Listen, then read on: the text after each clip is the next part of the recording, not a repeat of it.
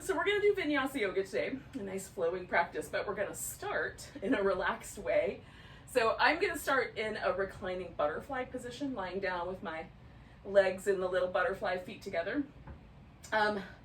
You can build a little structure if you want to stay elevated out of some pillows or some yoga blocks. I'm just gonna lie down on the floor, but I will use a little support under my legs.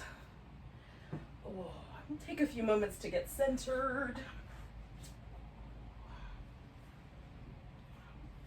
Oh, I put a clip in my hair and now I have to lay down.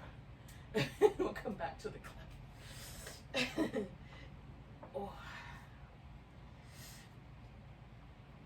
Oh. So, for me, this the kind of opening part of any yoga practice is my opportunity to do two things. One, it's an opportunity to just kind of check in, because often when I get up in the morning, I have stuff to do, so I get moving in that direction, and I don't really necessarily stop and check in with my body and see where it's at today. So it's an opportunity to do that. Like, are my hips feeling the same on both sides? Do I have any places that feel a little achy or a little bit vulnerable? Does everything feel hunky-dory?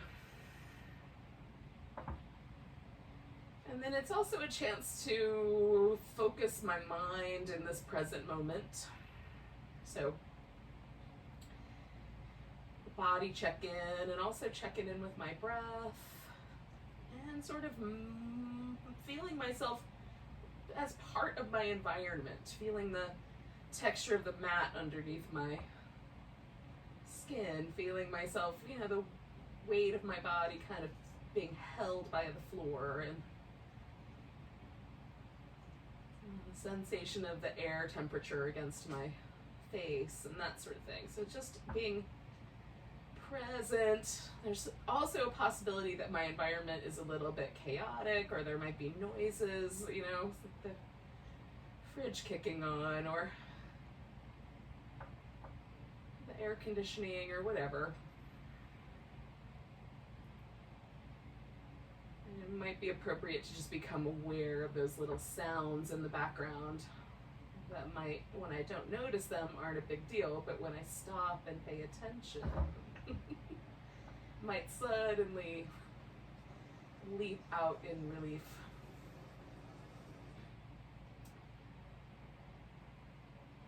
So just morphing myself into this environment, paying attention to the breath, noticing the body. There's a lot to do. And you can also just start to get quiet. So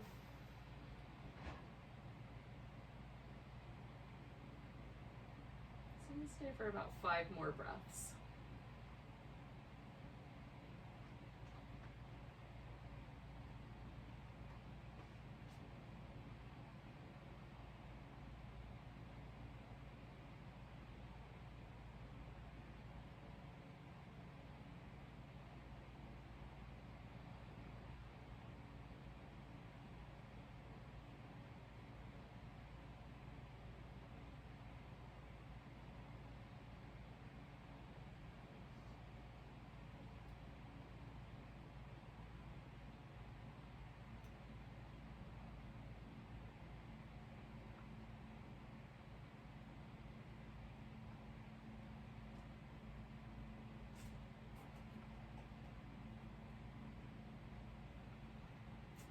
So I'm gonna just slide my legs out straight and start with a nice big, tall fingertips to toe tips stretch. And then, depending on what you noticed, like I noticed that there's just a little sense of vulnerability, more on the right side than the left, at the front of my hips. So I'm gonna do some little hip movements, see what happens. If you notice that like your low back was feeling a little vulnerable, it might be nicer to bring your knees into your chest. So you just move in a way that feels sort of intuitively correct. Let's check in and see what's happening.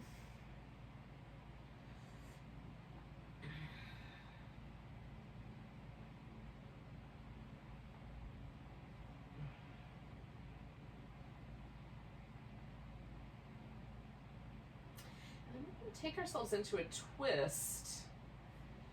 So I'm going to make my twist really supported because I am feeling that need to get a little bit of movement going first. So I'm going to put a pillow underneath my legs and wrap the top one around, and then decide how I want my arm on the opposite side to hang out.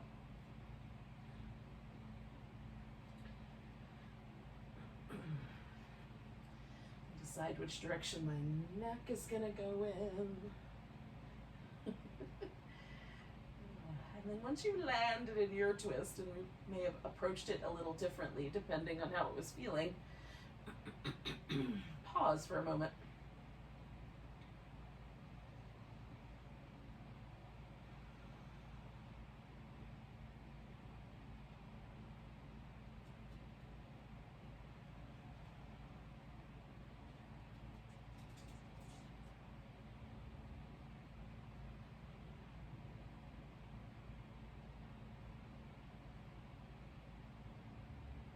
Those are 3 more breaths.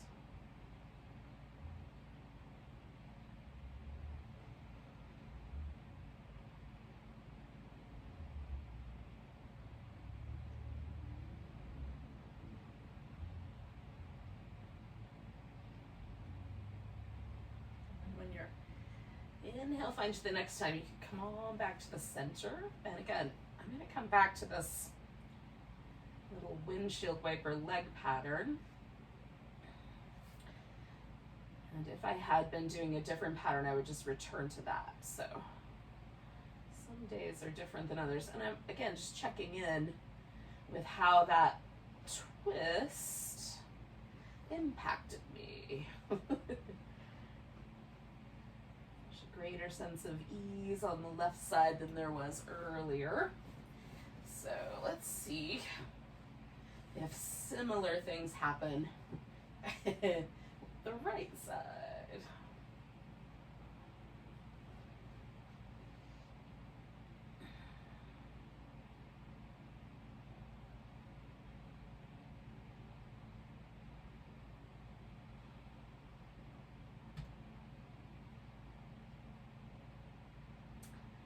Now that I'm settled here, I'm going to just take some deep breaths.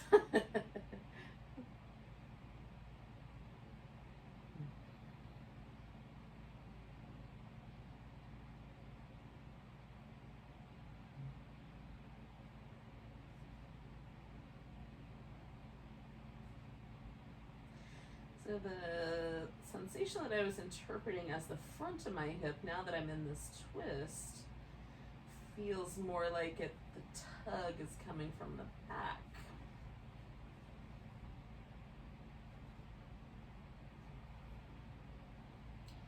So I think it's interesting to sort of check in and then watch how things sort of shift as you practice. That to me is kind of interesting. It's an interesting part of having an aging body doing yoga at the very least. It's watching these little changes occur. So I'm going to take about 3 more breaths.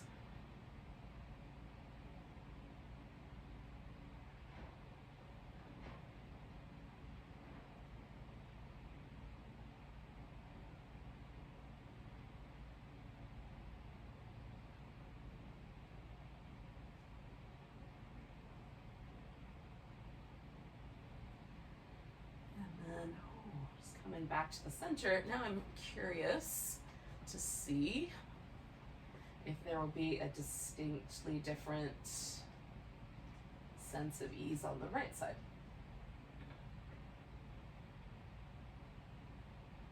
All right, so this is just what I'm doing, right? So, but similarly, my suggestion would be you check in with you. Are there similar kinds of shifts happening in your experience of your body? Now we're going to flip ourselves over onto the belly, and there might need to be some adjustments to stay on mats and things. And then we're going to begin with the hands quite high so that my palm is under the top of my shoulder, but the fingers maybe extend above that. And when I hug my elbows in against my sides, more or less my forearm finds the floor. So not quite, but close. So you'll have to work with your own body mechanics. But we're just trying to get into a feeling that the upper body's pretty snugly and the palms are pretty high for this first round. And so you'll just work with whatever the mechanics of that are. And then we're going to try to circle the shoulder blades.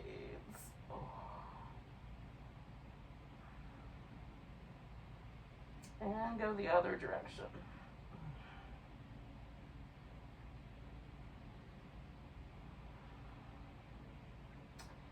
Now, I'm going to lift myself into Cobra, so I'm going to anchor the legs, lift up, and then press the palms down, and it's almost like you're trying to pull backwards. Again, it's whatever the mechanics are that works for you to get this kind of feeling that your chest is broadening. And then I'm going to come down and move my hands back just a little bit. So what I'm essentially doing is I'm moving the relationship of my lower arm, and in my case, my lower arm and my palms, but you know, it'll vary for you. But as we go back, my elbow is going to change position, my upper arm is going to change position in relationship to my shoulder. And so I'm noticing that changing position, make some more circles, by the way, and checking in.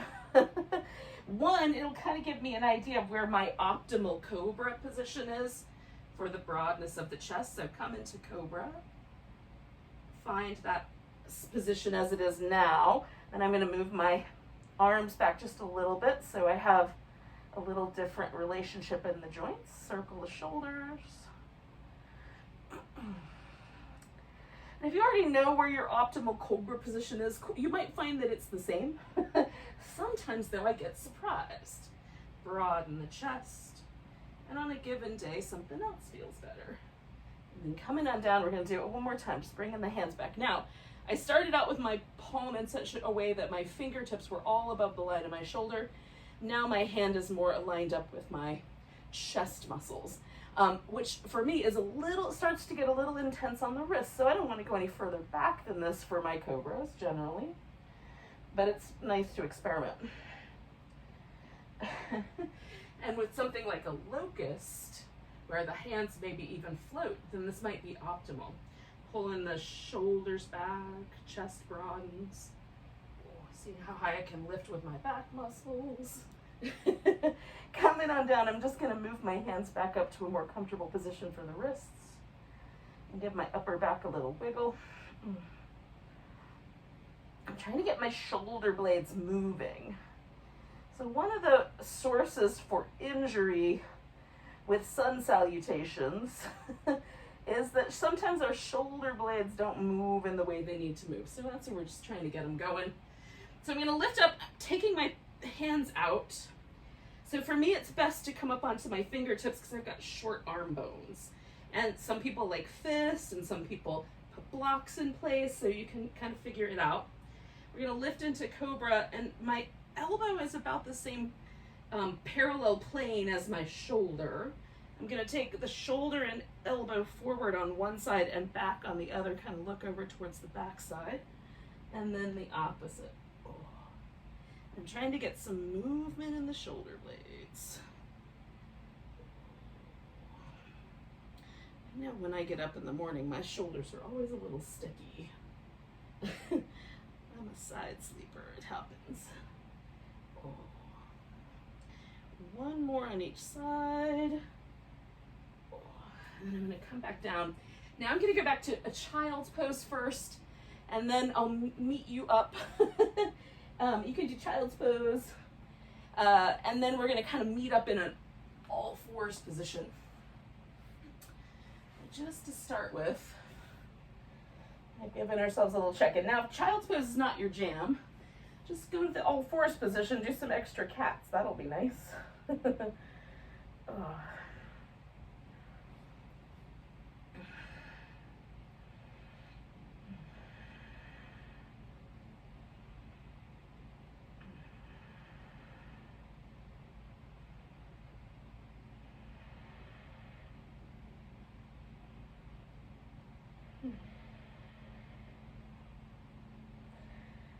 All right, one more breath here.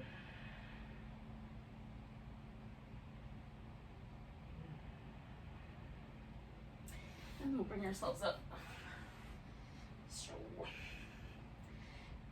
do a few rounds of cat. I'm going to focus the first few on my upper back. So I'm going to kind of move the shoulder blades.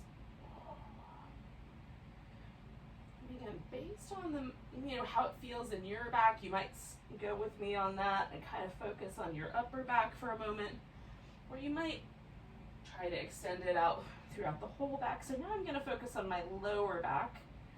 So I'm going to really concentrate on the tuck and tilt of the pelvis.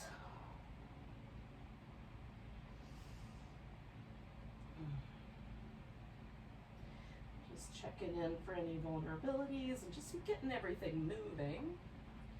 So now I'm going to do more of kind of an even spread out, a little bit of lower back, a little bit of upper back. Add some little side bends.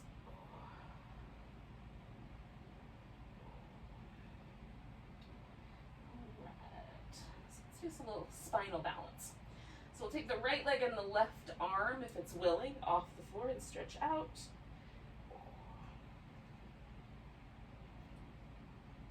And the parameters might be different. You can even lower down onto your elbow with your right hand. Bringing those down, switching sides as you like.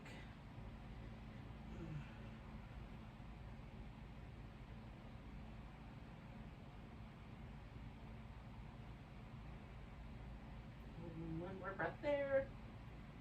And then we're going to come on down. We'll wind up heading into a version of downward dog. So whatever your version is. Mine is going to be a little bit liquidy. I'm going to walk around. I'm going to move my shoulders. Shimmy my hips. Just make it really, really liquid. You could also hold your downward dog still. Oh.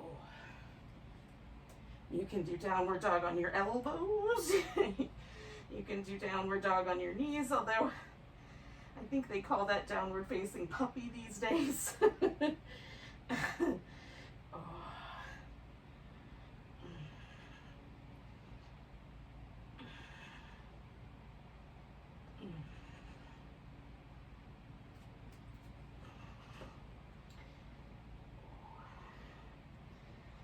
Now there will come a point where I will have had enough downward dog. I'm not quite there yet, but I'm getting closer.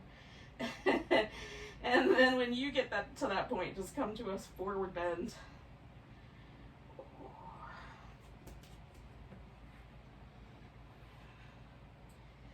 Give my wrists a chance to kind of rinse out, my finger joints,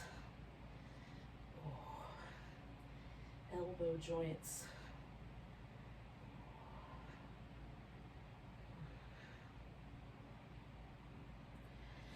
Which I don't know why, it's just easier hanging upside down. It has just a different relationship to gravity. Ooh. And then when you're ready, come to a standing position. Now, I'm going to have to tame my frizz. I don't know why it's floofy today, but it is. And then I can meet you in mountain pose. All right. So this edge of the mat that I'm standing on, the side of the circle that I'm standing on, is going to become the front part of my mat for the rest of our practice, and that's the back. So if I say turn your toes to the front, you decide what the front of your mat is. And that's going to always be the front, and the other side will always be the back, and that way there's a steady landmark for us for morphing through some of these poses. And then just for a moment, check in with your mountain pose and feel where it landed today. So as we do different come back to mountain in between the sequences, it'll give us kind of a barometer of whether things have changed. So we're going to take a nice big breath. Reach the arms up. Grab your right wrist. Give yourself a little stretch over to the left.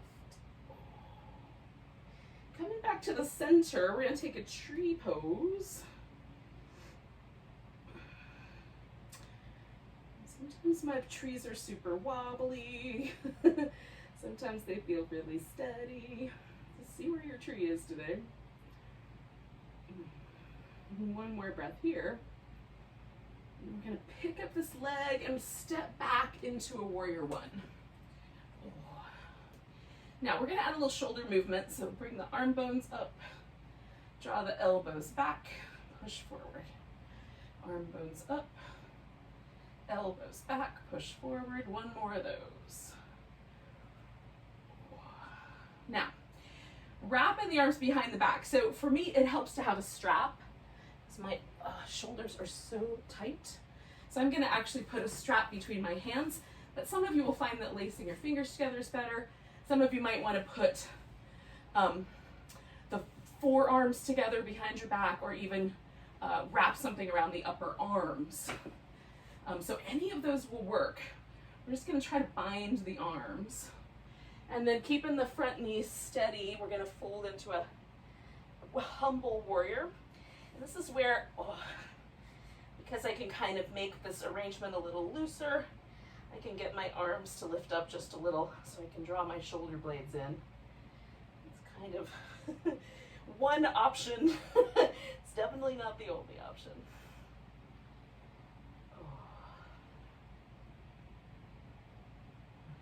Now, one more breath here. Now you can leave the bind, but I'm going to loosen it and then release my arms. And then I'm going to straighten out the front leg and bend it again. Bring my back foot around if I can. Straighten out the front leg, bend it again. Notice if a block would be helpful. My hamstring is really telling me a story, so I can pick my torso up a little bit. Straighten out the leg, bend it again, and then we're going to go for 2 straight legs. And I'm just going to see if I can get my hips mostly even, given the situation where one leg is forward and one is back. And then find a little calf stretch on my back leg. And my hamstring stretch is not hard to find on the front leg.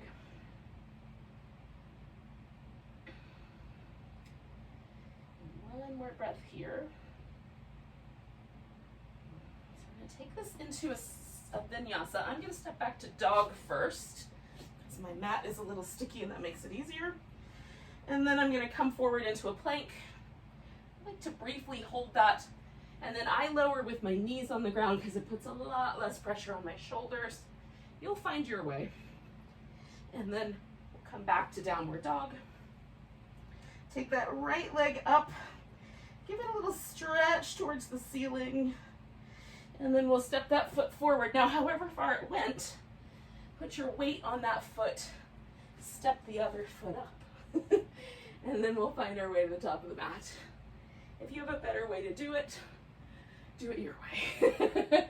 That's the way that works best for me. Give ourselves a stretch. Come back to mountain pose. So feeling, is there a difference between the right side and the left side now? Ooh, nice big breath, arms reach up. Grabbing the left wrist, giving myself a little stretch over to the left. Coming back, finding tree pose, this time on the left leg.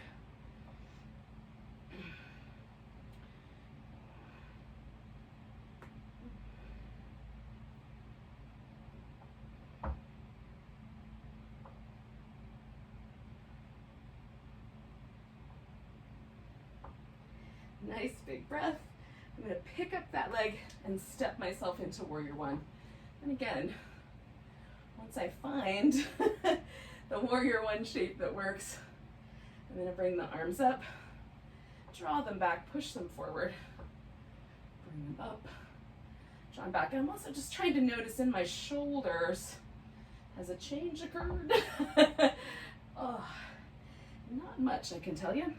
All right, so then taking my strap,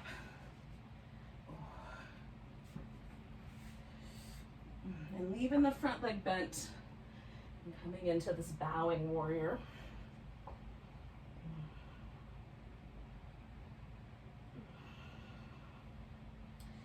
Again, like the rest of my body, my hips, my legs are all super steady, pushing my feet into the ground, stretching the mat out a little bit, and trying to let my shoulders have the focus. One more breath there. And then I'll set that off to the side. And again, I'm going to kind of experiment with straightening out my front leg, bending it, bringing my back foot around, straightening out the front leg, bending it, adjusting the position. So on this side, I have a little less resistance in my hamstrings, so my torso is a little closer to my thigh. There's quite a lot of delicious stretch on the calf muscles on the right side as well. Just pausing here and breathing.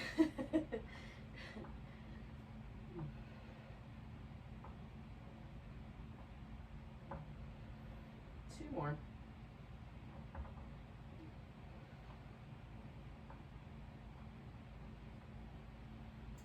I'm going to bend the front knee and step back into down dog. Oh, finding my plank. Finishing that sun salutation in the way that's best for you. Oh. I'm taking that left leg up, and again, I'm sinking into my right heel, stretching through that left leg. Oh. Step that guy forward. Bring the right one up. Oh. And we're coming all the way up to standing. Give it a big stretch. And again, finding mountain pose and checking in. Does it feel different now that I've done both sides? Does it feel different from the first round to now? Oh, I like checking in.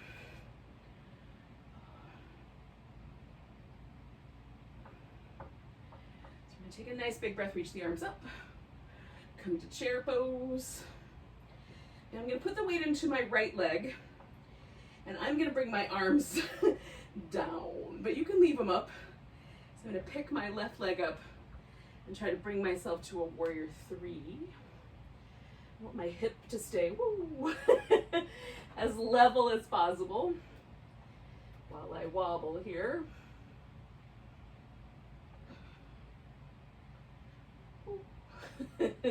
One more breath. Oh, and then I'm going to step myself back and turn this into a warrior 2. Coming back to reverse and over to a side angle. Oh. Coming back to reverse and over to a side angle. Oh, so I'm going to stick with the side angle, but if you want, you can turn yours into a triangle, straightening out that front leg. I'm trying to be light on my elbow, so I'm doing most of the work from my core. It feels best to do it that way. And frankly, a little more work. One more breath here. Oh. Now, whichever version we're doing, we're going to let go with the arms, straighten out the front leg, and pivot everything around to the left. So we've got a wide angle forward bend. I've got to adjust my feet just a little. And then there's lots of options with your forward bend. I'm going to reach my arms out. I like little spidery fingers. Again, my arms are a little shorter than my thigh bones, so it helps, but I'm trying to go for that sort of downward dog sense, but with all the weight in my legs. And so I can just feel the length. I can hug my arms, so like kind of hug my armpits together a little bit and draw my shoulders back. Oh. But without the weight on the arms that normally accompanies downward dog. 2 more breaths here. Now you may have another version you want to do. That's great. Do your version. Now we're going to kind of go backwards. So I'm going to spin this around to the back of the mat. So my left foot turns towards the back of the mat. Right foot's going to follow. From this position, I'm going to come up to my side angle because that's what I did last time. And you'll do whatever you did. If you did a triangle, do that one. So again, I'm trying to keep myself supported from my center. 2 more breaths.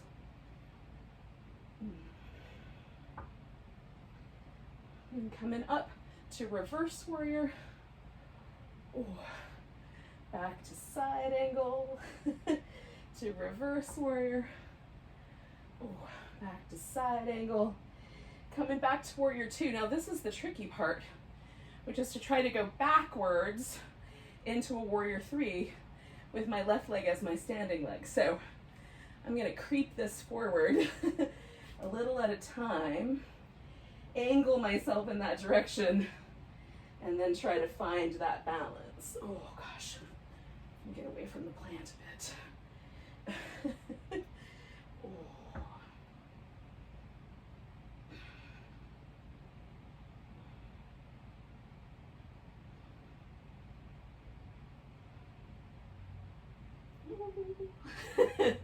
One more breath. If you're not too wobbly. We're gonna come to chair pose. Stand up nice and tall, give it a stretch. And then find our mountain pose here at the back of the mat. Pausing for a moment, because that was a different sequence than the first one. Does it make a difference if we don't have the little sun salutations in between?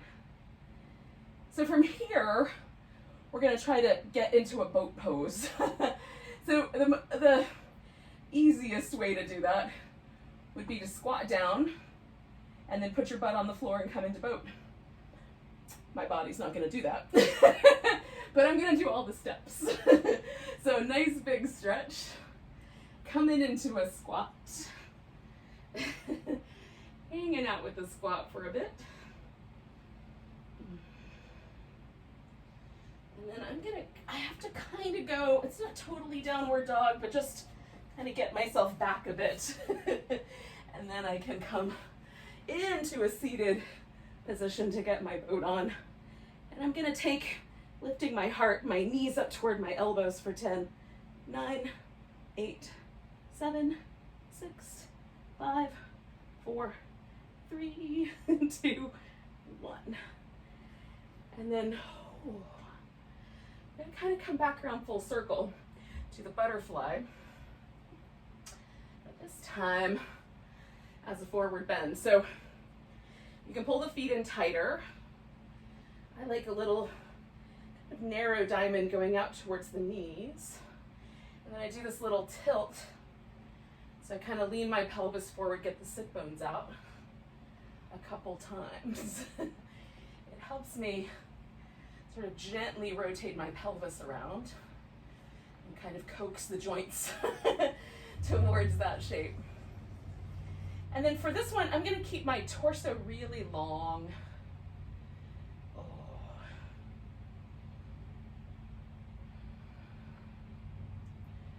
Kind of opening my feet like a little book, but that's not necessary. It just feels interesting. Some people might want to see what it feels like to press the feet together. For me, that provides a lot of resistance around the knee. What the open book does is it asks a little bit of my ankle joint, so I have to be mindful of that, but it provides a little bit of ease around the knee. So that's interesting. And of course, don't want to make my ankle pay for anything. My knee doesn't have the bank account to pay back.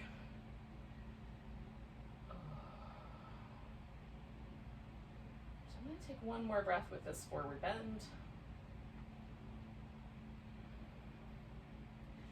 And then coming up, I'm going to straighten out the legs. Now, it gives me a chance to do one more little boat pose on my way down. We're going to lay on the back for a moment, and then we're going to do just a little bit of a pose on the side, on each side, and then we'll finish with some Shavasana. But I have to, 1, give myself a little bit of room, so I'm going to scoot forward, and 2, I'm going to try to pause in a full boat when I get down here close enough that I can do that. And then complete that as gently as possible. Oh, now a strap might come in handy. So if you have one of those, you can also just match the arm and the leg together, or you can hold on to the clothes or the back of your thigh, or, you know, it'll work. You just might have to kind of experiment a little bit. So we're gonna roll onto one side. I'm gonna start by rolling onto my right side. Now, I support my head with my arm, but if that's not comfortable for your shoulder, you could use like a block or a pillow. And then we're gonna take this leg that's on the top. So I'm gonna push the leg on the floor into the ground a little bit. Take this leg on the top, and you can either hold onto your big toe or hold onto the thigh or the back of the knee in some way, or again, you can use a strap or some other tool to hang on. Now, I'm gonna push this leg and arm up toward the ceiling. And what essentially I'm trying to do is lift myself off the floor as much as I can with my core, and then I remind my neck not to try to help by relaxing my head back down onto my arm. So I'm trying to levitate off the floor, but not from my neck muscles, from my core. I'm trying to teach my neck that it is able to stay relaxed while my core does its job. Core muscles love to delegate. They'll try to get all kinds of other muscles involved. Necks especially. So 2 more breaths here. This is one of my favorite poses over the last year, and I sort of have left it behind until this week, but I'm happy to return. So I'm letting that side go.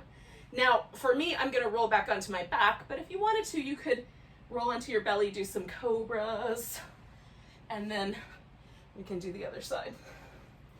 So I'm gonna come onto the back, do a little windshield wipery. This is one of my favorite things. I like progressive ones where they get wider and then a little closer together.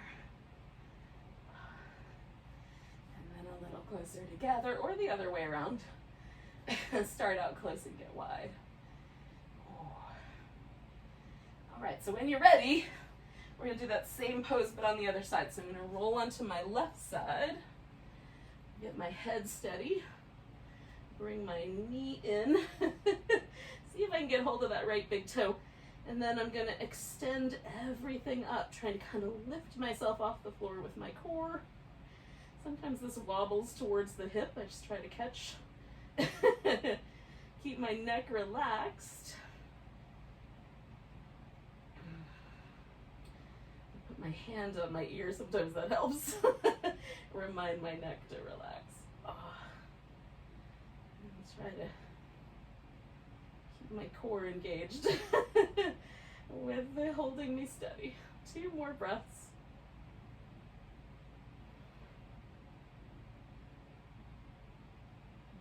I'm going to ease my way out of the pose and come back onto my back. And again, for me, that's going to be the touch point here. Now, I use a pillow under my legs for Shavasana because my low back gets cranky if I don't. But before I get there, I'm going to come to this kind of happy baby shape. Now, with the happy baby, we're trying to sort of press the back of the hip, the sacrum, into the ground a little bit. So if I reach in to grab my feet, it makes me work a little harder to get that stable sacrum. I could grab my shins or the top of my knees. It's a little easier. If I grab the backs of the thighs, even easier. So you can kind of experiment. Like, where's the just right spot to hold on, or not hold on at all. Just press the sacrum a little bit into the floor. So that just returns my low back to its neutral curves. And there's kind of a lovely release to it that I'm really fond of. So stretching my leg out one at a time. Right leg, left leg. And then I'll kind of adjust the pillow there. That for some reason gives my hip flexors a little more permission to relax. And then I'll snuggle my shoulder blades in and decide on an arm position. Lately, A wider arm has felt nice.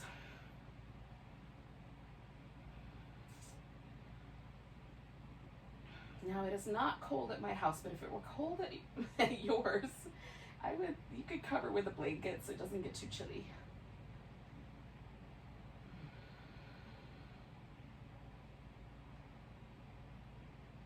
Let yourself unwind.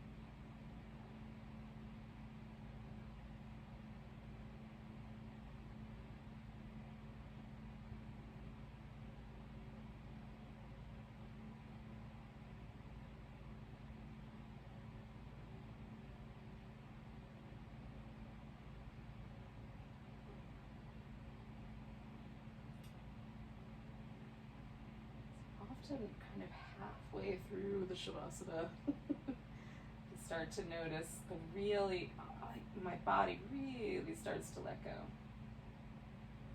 we're just going to stay a little longer, but notice that opportunity to let go one more stage. Just a little bit more.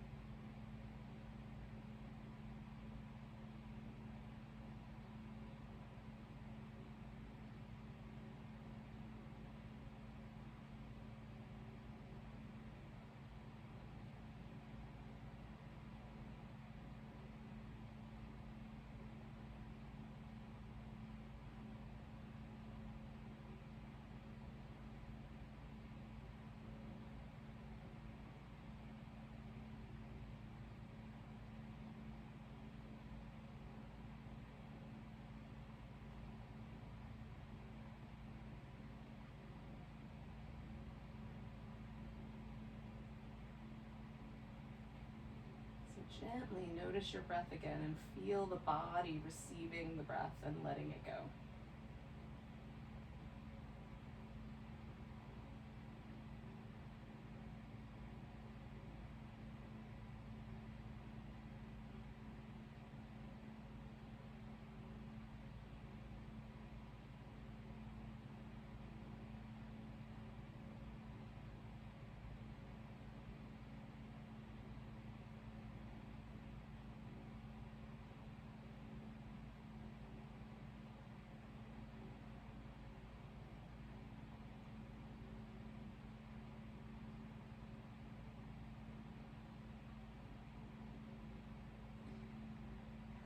Take a breath so deep you can feel it to your toes.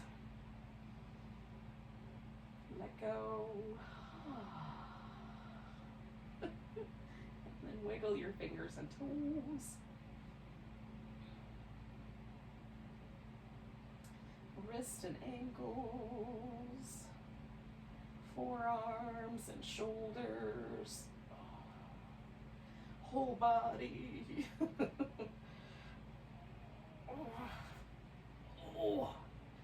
And now I like to roll to my side, but some people like to rock themselves up, so you'll figure your own way to a seated position.